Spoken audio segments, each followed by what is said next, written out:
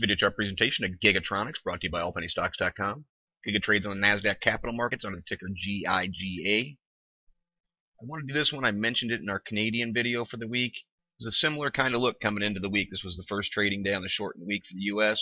Was sitting at a definitive resistance level, and of course it pushed through yesterday, up 11.5%.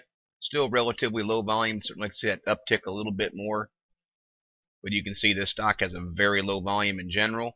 Point being, I just want to talk about a resistance level and a stock trying to find a bottom, and just make some notes about how you see things like this bullish cross that happened right through there. The chart's trying to find itself a bottom. Indicators are trying to make the rotation. It's very early in a possible reversal. I'd encourage people to check out the Canadian chart just because it's about at this same sort of point, only it hasn't made a move. And there's definitely just some similar things going on. That's why I want to do these two together.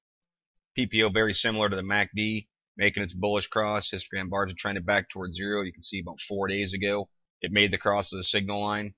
ADX finding itself in a pretty strong channel right through there. It'll be interesting to see if it can break through it. Try to add some more strength to this uptrend. Definitely in a bullish position right now with this positive DI just taking off with the buying pressure, of course, yesterday. Strong uptrends happening with the money flow. 7 was making higher lows. But I have my eye on this sort of situation to see if this 7 and this 14 can push their way through this 50 mark, get trending on the upper half of the indicator. Not getting a ton from the accumulation distribution. Always just looking for it to hold certain levels, hold a base, and break some trend lines. I'd just be looking somewhere through here. See if it can push through that, hold a base. Start to come back through this area, make some higher highs, show some more strength to it. Chicken money flow definitely showing that selling pressure subsiding a little bit. Still dominant, but on each valley it's not as strong. CCI had a very nice uptrend going to it. If I had done this video before that move, I'd have said look for it, try and push through zero, try and gain some strength. Of course, by definition, that break of 100 is the buy point. See, the full stow was showing some momentum coming into it. Of course, it took off yesterday. Tricks demonstrating a bullish cross. You've noticed right through here when the MACD and the PPO were making their bullish crosses, you never would have seen it coming with this Tricks. Perhaps only the slightest hint of a little bit of flattening. That's why I say on pullbacks and large drops like this, the Tricks just is not typically that beneficial. It's good to see the bullish cross now at this point, but being a lagging indicator, it's difficult to get anything from it on any sort of sharp drops like this had. But again, before that move, nice uptrend going on with the RSIs. Again, showing some momentum really trying to come into the play. And you can see there wasn't a ton of price movement. It's found a bottom just here below $2. Climbed back up, had some resistance right around $2.12. So it was only a top to bottom of a little over 5%. So it wasn't a ton of price movement, but you could see trends and momentum trying to shift in the indicators.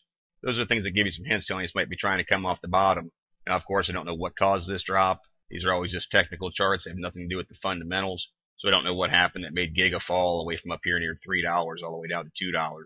But that being said, a support level had set itself up just over top of $2.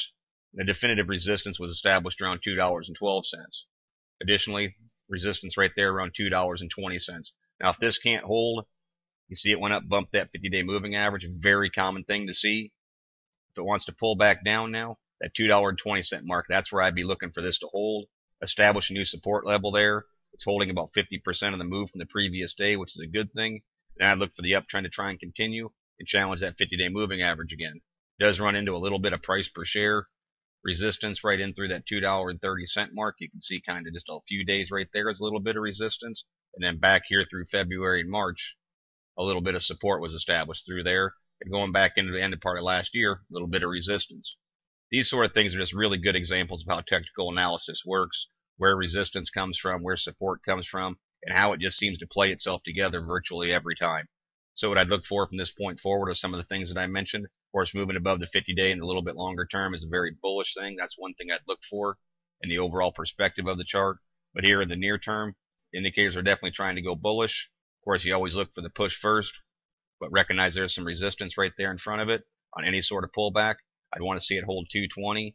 In the absolute worst case scenario, hold this $2.12 area that it just popped through yesterday. But a nice chart and a good pick for the stock to watch.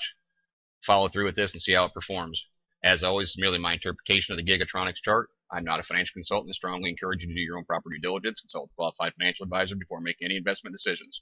Past performance is not a guarantee of future results. Please visit the allpennystocks.com website to view the full disclaimer disclosure and do not base any investment decisions upon any material found on the website and/or this video chart. No person employed by All Penny Stocks is a registered investment advisor or licensed broker-dealer. Thank you for watching, and trade smart.